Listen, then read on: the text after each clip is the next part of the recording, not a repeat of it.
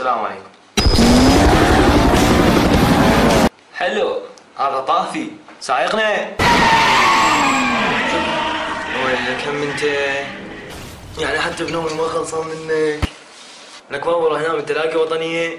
هاي ردتها طفت الكهرباء. ايه شغلوا المولده. طفوا الزايد. شو رايد يا معود بس خلصني. كم ساعة تنام باليوم؟ والله بالليل 11 ساعة، والعصر 3 ساعات، يعني تقريبا 14 ساعة باليوم. يعني لو عمرك 60 سنة معناها 35 سنة من عمرك نايم، يعني انت عايش 25 سنة بس، طير منها 5 سنوات مال الطفولة، هاي بقيت لك 20 سنة. اقول لك انت ايش رايك بالضبط؟ بس هو نايم ولا قاعد كله نفس الشيء.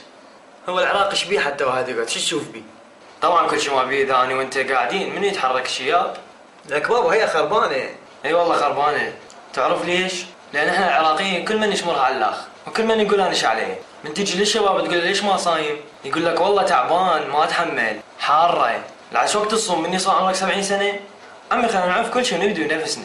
اذا احنا ما في يوم نجحنا دور اول، وصلاة الفجر لو نصليها ويا الظهر لو ما نصليها اصلا. لك والله اذا نبقى هيك ما يصير براسنا خير لو منا 100 سنة، ويبقى العراق خربان ولا كهرباء ولا مي. الكهرباء والمي مو شغلنا.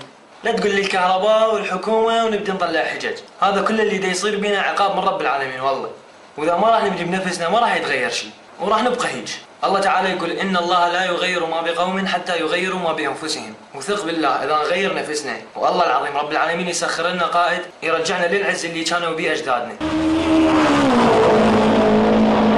ما شاء الله، همة عالية. خلينا نستسلم للأمر الواقع. احنا هذا حالنا، عايشين بالعراق وراح نموت بيه، وعيب علينا راح نعيش ونموت ويجون ولدنا والعراق على حاله. لا شكا عايشين حتى ناكل وننام. انا متاكد 80% من العراقيين حديقتهم صايره غابه.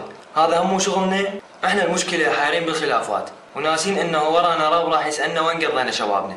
يا اخي من رب العالمين سوانا شباب، مو حتى نروح ندور بنات لو نصعد سوناته وواحد يفيك على الثاني، وحايرين نقلد الغرب. هسه عدنا مقلدينهم بشي زين، حايرين نقلدهم بالهدوم. تطور. يا اخي احنا رب العالمين سوانا شباب حتى نصير مثل محمد الفاتح اللي فتح القسطنطينية وعمره 21 سنة.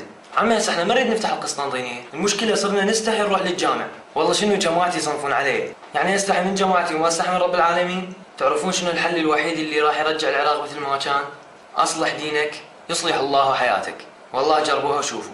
وقل اعملوا فسيرى الله عملكم ورسوله والمؤمنون.